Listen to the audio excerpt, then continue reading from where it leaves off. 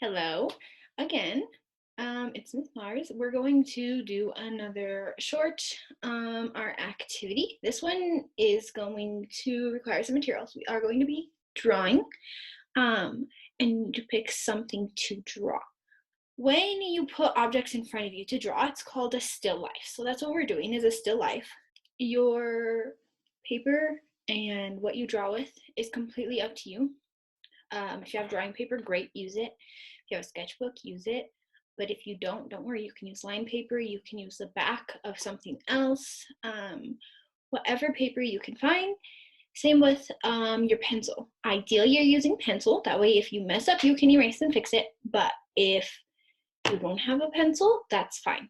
You could use a pen, a marker, a crayon, a color pencil. If you have no paper, no pencils, nothing, go outside and use a stick to draw on the dirt. You can figure out something, hopefully, to be able to draw. So you need to go find an object. This can be something that's important to you. It can be something you see all the time. It could be something you forgot you had. Completely up to you. So whatever you're comfortable with. Keep in mind you are going to have to draw whatever it is you pick. Once you pick your object, if it's small enough that you can move it around and you're not going to get in trouble moving around, then you need to decide where you want to draw. So you're going to set it somewhere, and then you need to decide where you're going to be. Once you pick your spot where you're drawing from and where the object is, neither of you moves. So if I put something right here in front of me, I'll draw in my fist, and I start moving it, or I start moving myself, then the way I'm seeing my fist is going to change, which makes it harder to keep track of what you've already drawn. And then just pick one small part to start on.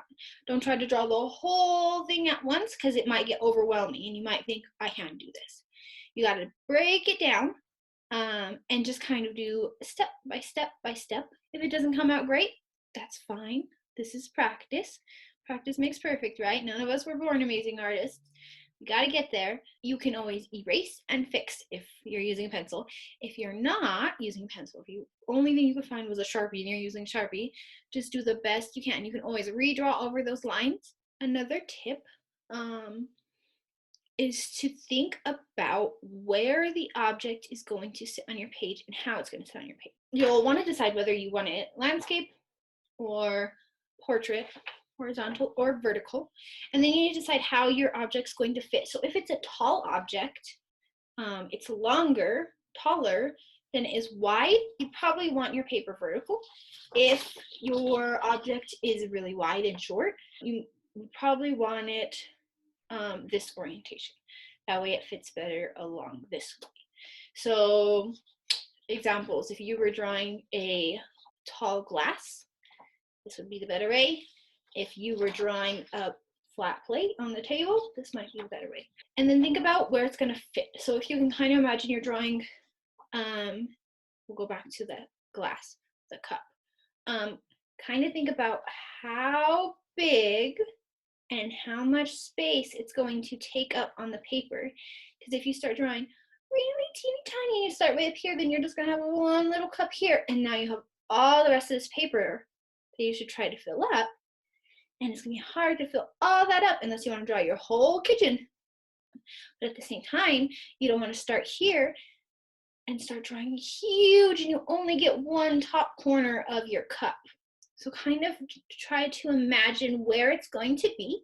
You can kind of draw it out with your finger first and kind of picture where it's going to sit, how big it's going to be, and keep in mind that the shape that it is, okay? So obviously if it's just a rectangle, it's easier to kind of imagine, right? Inside the paper, that's a rectangle. But if it's a circle, you got to think of that. If it has different parts, where are all those different parts going to sit on the paper? When you are finished, upload it to Artsonia.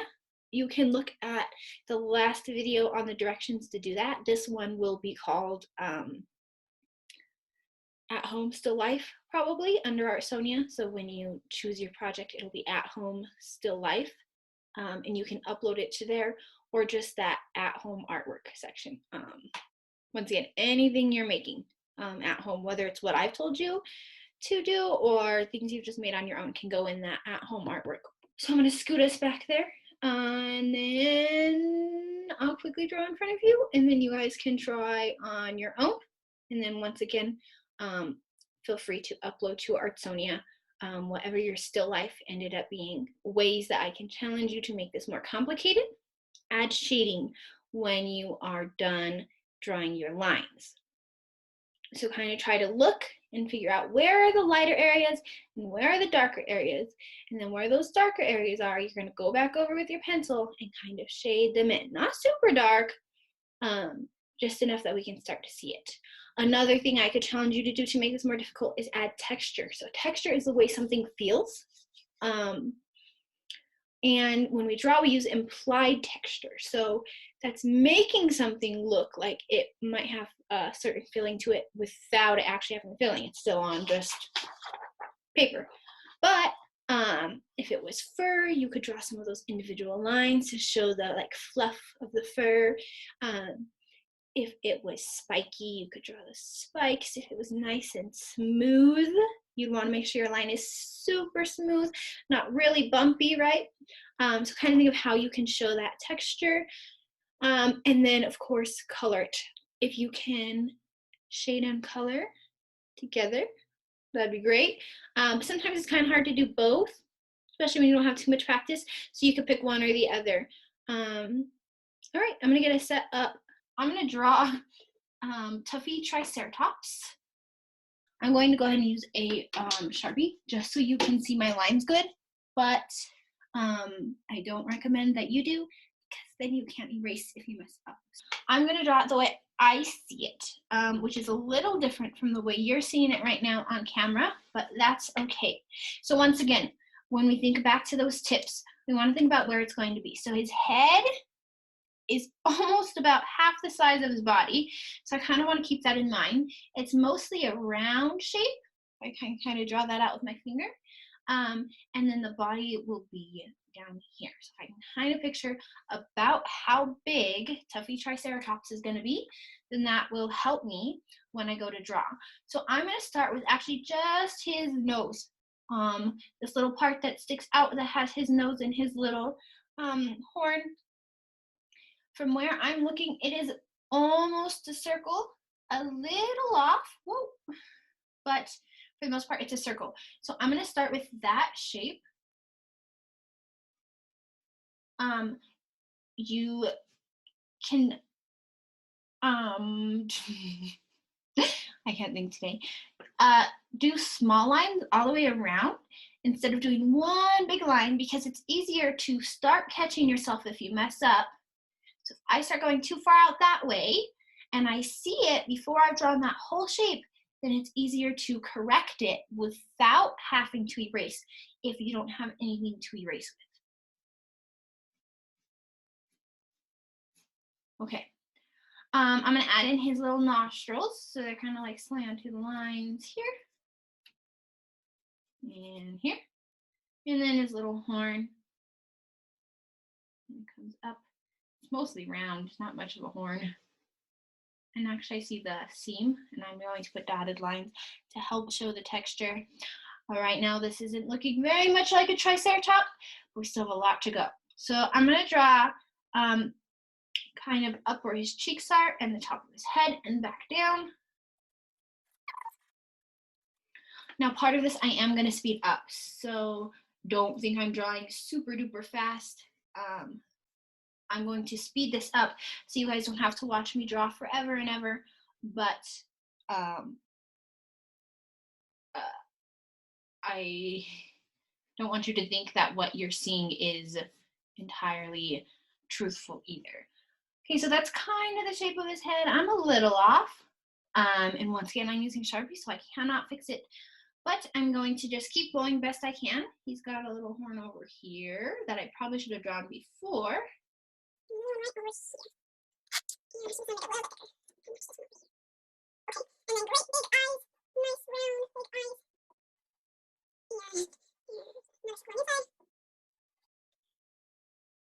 And when I look at his eyes, they're nice and shiny.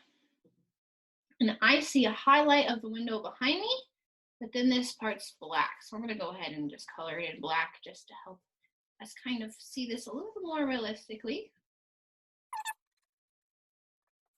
Okay, it's looking a little wonky, but not too bad. Now I'm going to finish adding kind of this top part that goes around the head. So it's going to kind of stick out over here. And I'm going to kind of try to show the textures. We use some applied texture. So instead of drawing just a straight line, I'm going to draw little lines that stick out all along the edge. This is the fuzz at the end.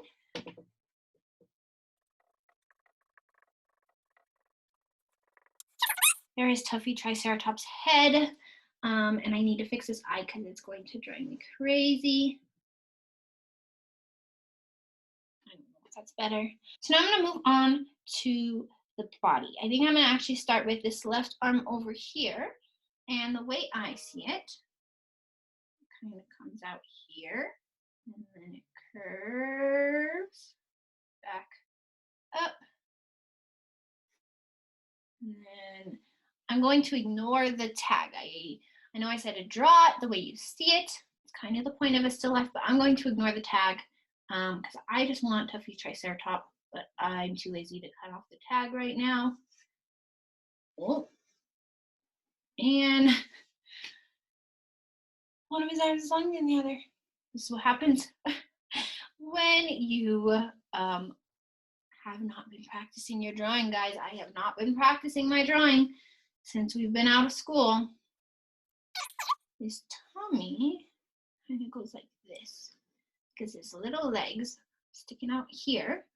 But we don't see much of him because he has these great big feet. So start to draw those great big feet. Do some implied texture again. Now he has 3 great big toe claw things. The bottom of his foot is not fluffy like the rest. So I'm gonna just use a straight line here. It's gonna go around, back up to there. And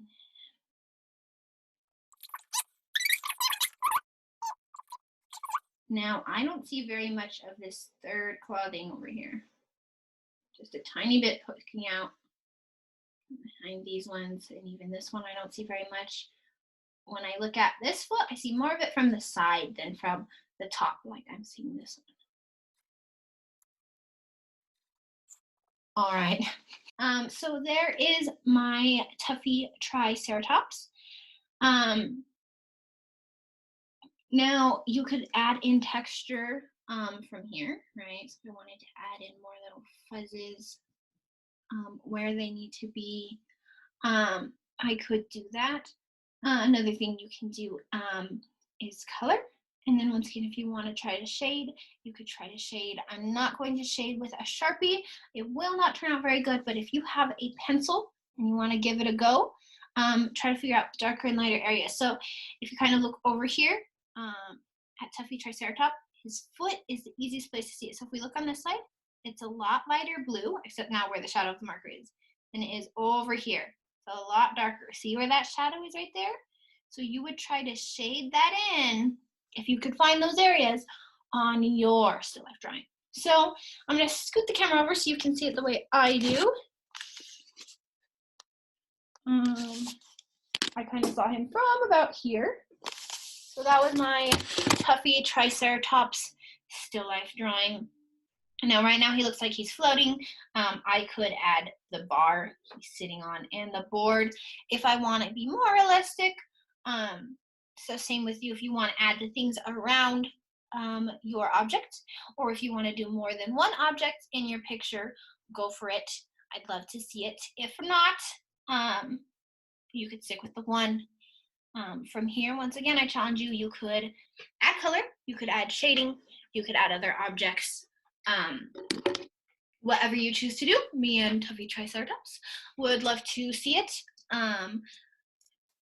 I hope you're enjoying your break and you're surviving. And once again, any creative things you do, I want to see on Artonia under that at-home art project. So under that one, anything you're making at home, I'd love to see it. This one under your at-home still life. Okay, so I'll create that right now. So when you see this video, it'll be on Artsonia, and you can upload pictures of what you chose to draw for your still life. I miss all you students from LLE. Hopefully see you back April 6th. Until then, if you can do any artwork at home, I encourage you to.